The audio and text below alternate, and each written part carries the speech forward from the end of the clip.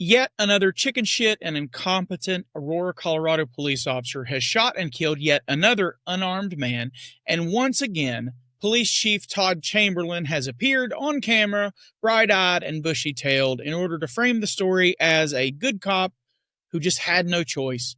I call BS. Let's talk about it.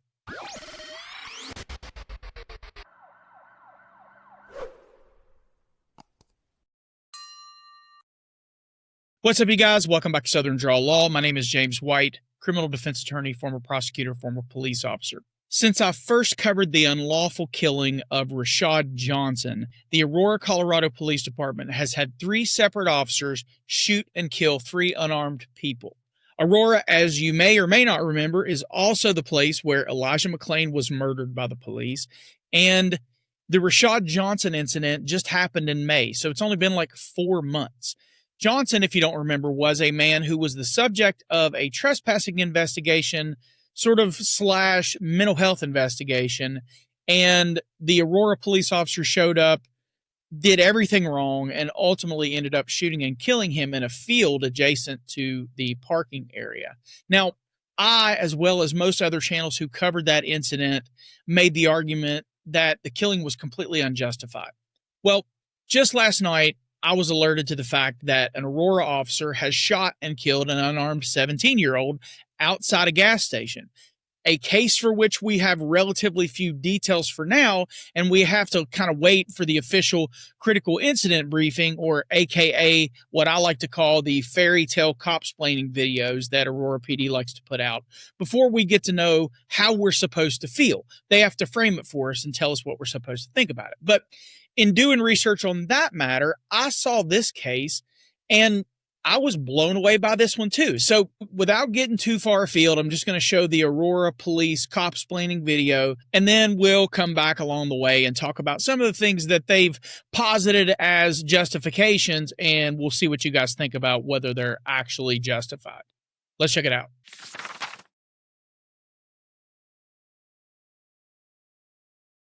Hello, my name is Agent Matthew Longshore, and I'm a Public Information Officer for the Aurora Police Department. This critical incident briefing will provide you with information about an officer-involved shooting that occurred on Saturday, August 30th, 2025 in the city of Aurora. As part of our commitment to our community, you are about to see the video footage so you have a better understanding of what occurred based on the information that we know right now. A word of caution: what you are about to see may be disturbing and difficult to watch. Strong language will be used. Viewer discretion is advised. At 7:29 p.m., an officer assigned to the traffic section was conducting speed enforcement along East 6th Avenue as part of a Labor Day DUI operation. The officer was parked near Toledo Street when he observed a vehicle speeding. The officer pulls out onto East 6th Avenue and attempts to initiate a traffic stop by activating his lights and siren. The suspect vehicle does not immediately pull over for the officer's attempt at a traffic stop. The officer continues to follow the suspect vehicle, and at 7:30 p.m., the suspect crashes into 2 other uninvolved vehicles at East 6th Avenue and Billings Street. The officer approaches the suspect vehicle with his gun drawn and instructs the suspect to stay in the vehicle with his hands up. Instead, the suspect exits the vehicle and tosses a firearm into the grass. The officer grabs the back of the suspect's shirt, which leads to a brief struggle and the officer falling to the ground. The officer is able to quickly regain his footing and continues to instruct the suspect to get on the ground. At this point, there are several other individuals in the vicinity, including the suspect's adult son. The suspect then gestures at the area where the firearm was thrown and later located after the incident, as shown here. While gesturing towards the area of the firearm, the suspect is heard saying, "Get that shit," several times. During the next 60 to 90 seconds, the officer continues to give the suspect numerous commands to get on the ground. The suspect does not comply and becomes increasingly aggressive toward the officer, ultimately taking a fighting stance and backing the officer into oncoming traffic on East 6th Avenue. At 7:32 p.m., the officer discharges his firearm, fatally striking the suspect. At 7:33, additional officers arrive, securing the tossed firearm and performing life-saving measures that were unsuccessful. Here is body cam video from the involved officer. Again, this footage may be difficult to watch and does contain strong language.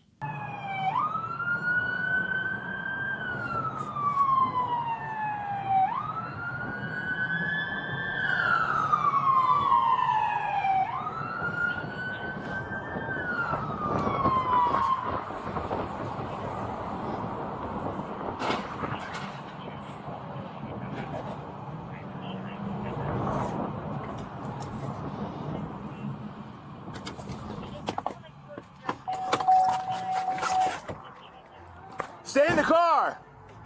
Don't move. Okay, so first thing that I think warrants our scrutiny or focus is on the officer's approach once he first gets out of the vehicle after this crash. He didn't do anything to check on any of the people that were in vehicles that were struck by this person. So we don't really know whether there were injuries. We don't know what's going on with the other passengers because the only thing he did was jump out, and he sort of acted like he was a little bit calm, and then he starts giving the guy verbal commands to, put his hands up or whatever. But it's not like your typical felony traffic stop. I think the first time he said stay in the vehicle, he was talking to the other person who was struck. And then he starts giving commands to this guy. But he's not like immediately sort of jacked up the way you would expect. Stay in the, give me your hands. Show me your hands. Get your hands up, dude. Don't shoot me. Get your hands up right now. Get your hands up. Yeah.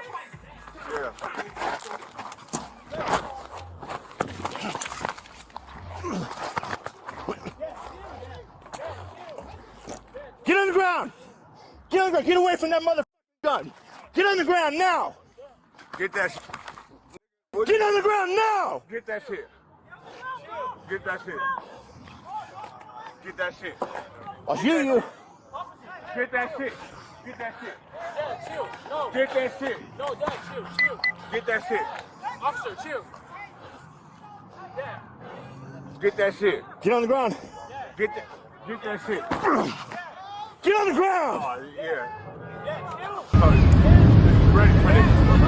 You ready for this? Get on the ground. You ready for this? You ready for this, huh? You ready for this? Get on the ground.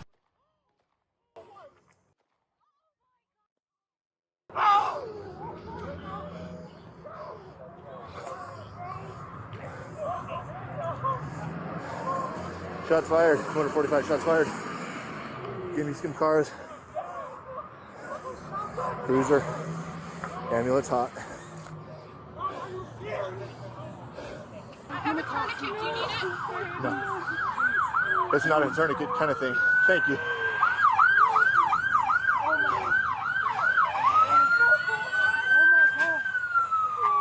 Stay there. Do you want balls? Hey, hey! Get over there behind us. There's a gun over there. Behind the boxes. The suspect has since been identified by the Arapahoe County Coroner's Office as 37-year-old Rajon Belt Stubblefield.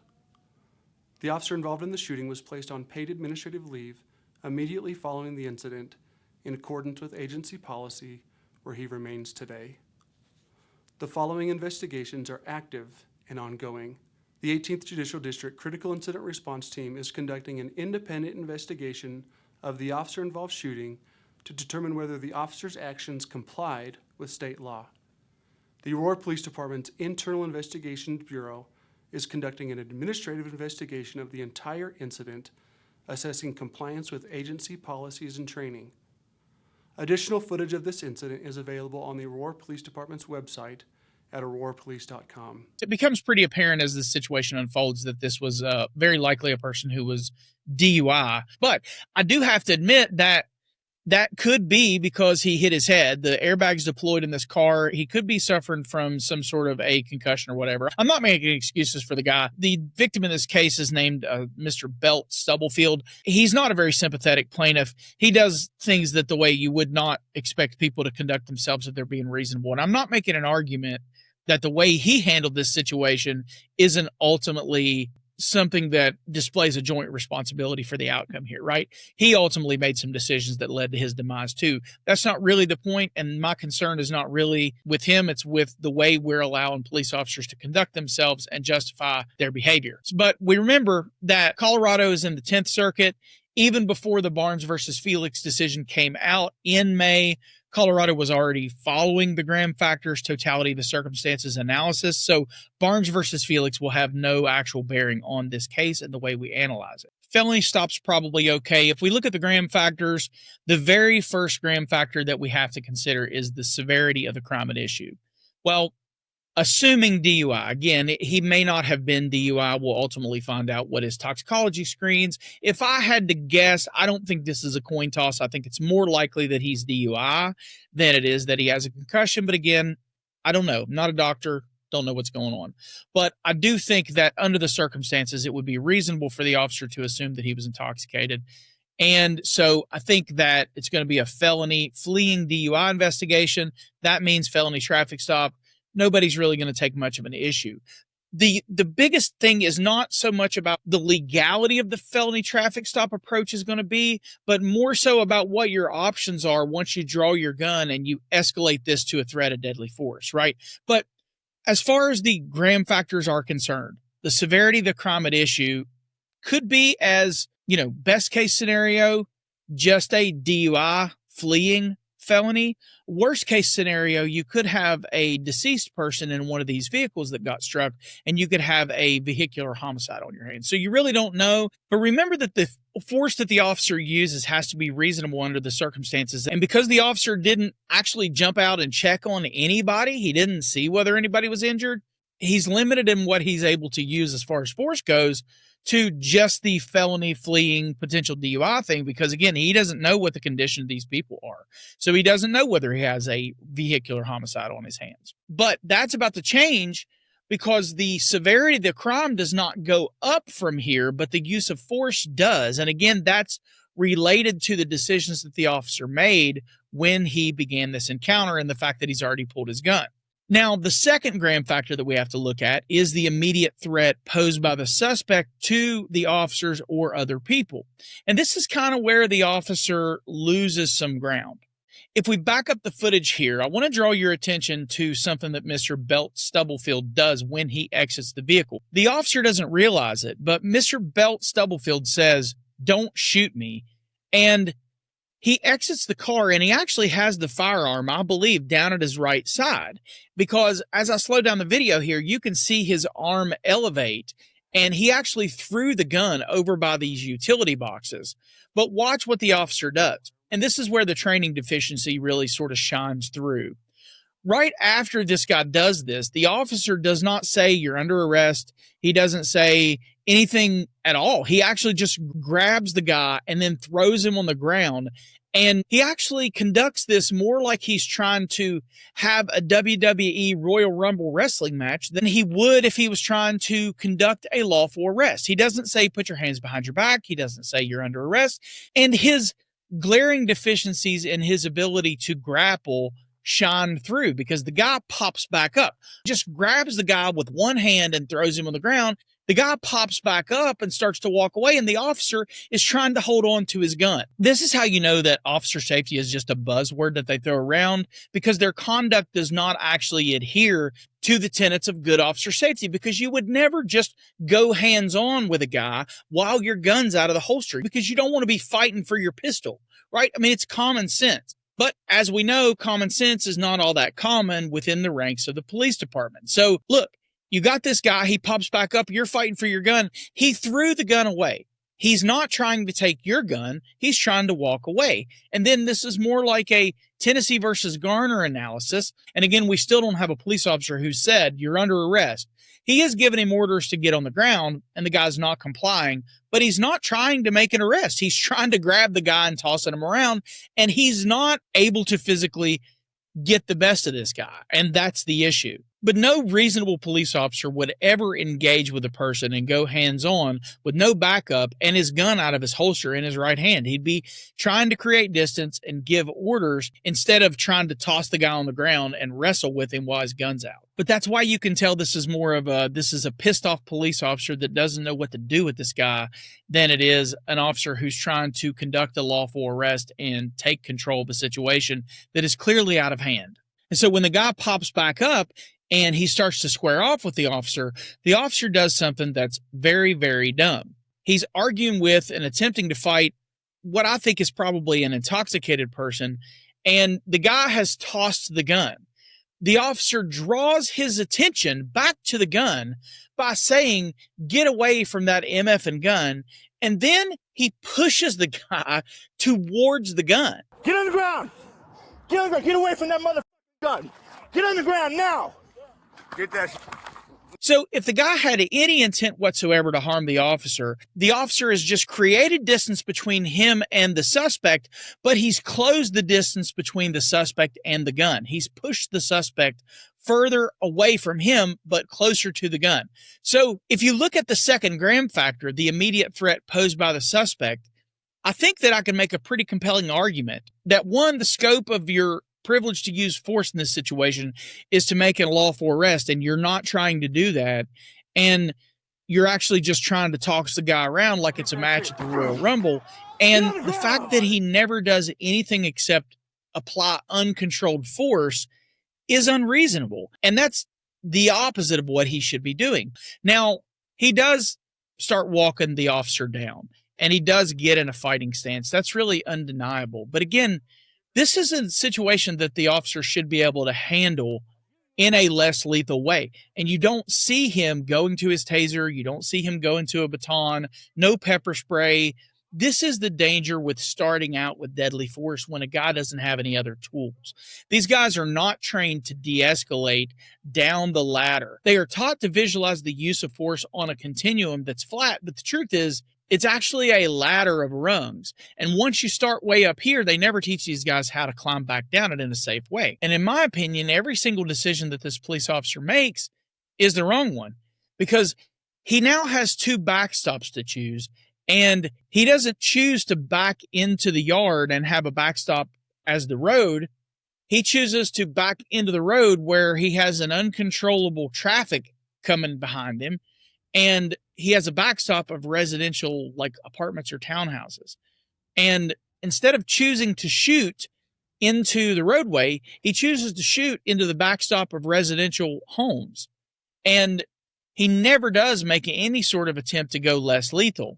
Families are probably present in these houses in the back, but that doesn't really occur to him. So what does he do? He starts backpedaling into traffic where he doesn't have a handle on traffic, so another officer safety violation, and he's shooting into the backstop of residential houses. So the officer fires 2 rounds in a time when I would argue that there is no deadly threat. Now, there might be a threat to serious bodily injury. I'm not going to make the argument there because the officer very clearly cannot handle himself with this guy, and he's lost some previous exchange. But he fires 2 rounds. Notice that this guy stops. I would make the argument here that the threat has actually ended. The officer could create more distance and wait to see what happens, but he doesn't. It's a pretty common drill. You go 2 to the chest, 1 to the head, and that's what this officer does here. He does 2 to the chest, but he doesn't follow immediately with 1 to the head. He actually waits, and that's to his detriment because it makes him look less reasonable. Had he waited for just a couple seconds instead of firing that 3rd shot, the threat, in my opinion, is actually stopped here. I believe what would have happened is this guy would have probably gotten down on the ground, and it's possible that this 2nd shot was lethal. We don't know where it hits. But this 3rd shot, I think, is unnecessary, and it's to the head, and it's game over, very obviously. So this guy stops advancing and the officer shoots him in the head intentionally. Now, just for the sake of, being thorough, the 3rd Graham factor is whether the suspect was actively resisting or attempting to flee. Pretty undeniable at this point that Mr. Belt Stubblefield is at a minimum actively resisting. I don't think he really tries to flee, but he's actively resisting. In closing, I suspect that the DA and the police department will call this shooting good, even though I think there's a lot wrong with it. The police chief, Todd Chamberlain's already sort of come out and framed it in a way that makes it look like his officer acted reasonably, but I disagree with that. And I think that there's a serious training deficiency at the Aurora Police Department. What reason could you possibly have that we have 3 Aurora police officers killing 3 unarmed people over the course of 4 months? And while we haven't seen the video from the most recent one, in the 2 we have seen, both of them show an obvious ineptitude on the part of the police. And both show that the Aurora Police Department have very obviously failed to train their police officers on hand-to-hand combat, de-escalation, or less lethal tactics. And in both of these videos that we have actually seen, immediately going to the threat of deadly force and no ability to sort of descale the mountain of the use of force continuum. In the Rashad Johnson shooting, which I'm working on doing a full update on, the family has filed a federal lawsuit, and that started out as a guy who was going through a mental health episode and the subject of a trespassing complaint, and the police officer that arrived there immediately escalated up to, I'm going to shoot you, dude, and it becomes a homicide.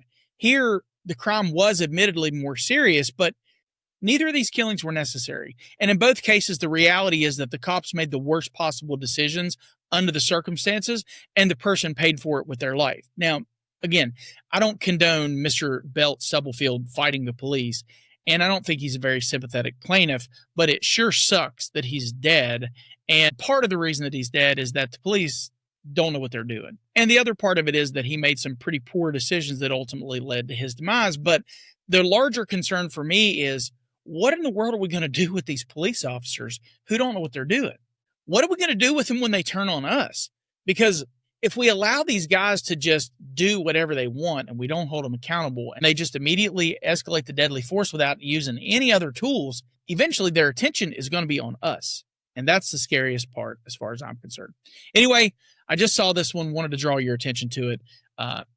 I'm sure there will be some stuff come up in the comments that I'll address either in the rebuttal or on Substack with the companion blog. I'm curious to see what you guys think about this. Do you think it's justified? Do you think this guy went too far? Or do you think the police officer was improperly trained and didn't know how to defend himself and escalated in a way that will ultimately pay this guy's family a big settlement? Because I think this fails the Graham factors in reasonableness, because I don't think there was an actual ongoing deadly threat that would have justified this guy being shot and killed without the officer trying to use any sort of less lethal tools. But that's my opinion. I'm curious what your alls are. I invite you to come over, check us out on Substack, Facebook, leave a comment on the video. Let me know what you think about it. We are expanding our presence on other platforms. You can join on a paid tier on some of those platforms, but I don't put anything on those platforms that people have to pay for. That's only for people who want to support the channel monetarily. If you don't want to join on any membership tier, but you'd like to support monetarily, I'll leave my Venmo and PayPal links both here on the screen as well as in the description. Please remember to like and subscribe and leave a comment on the video. I have like a 1 million person audience that watches, but only 130,000 subscribers. So it doesn't cost you anything. If you don't care, click the subscribe button for us. It really goes a long way in helping out the algorithm. Until I see you again, take care. Always film your interactions with the police and keep your evidence to yourself.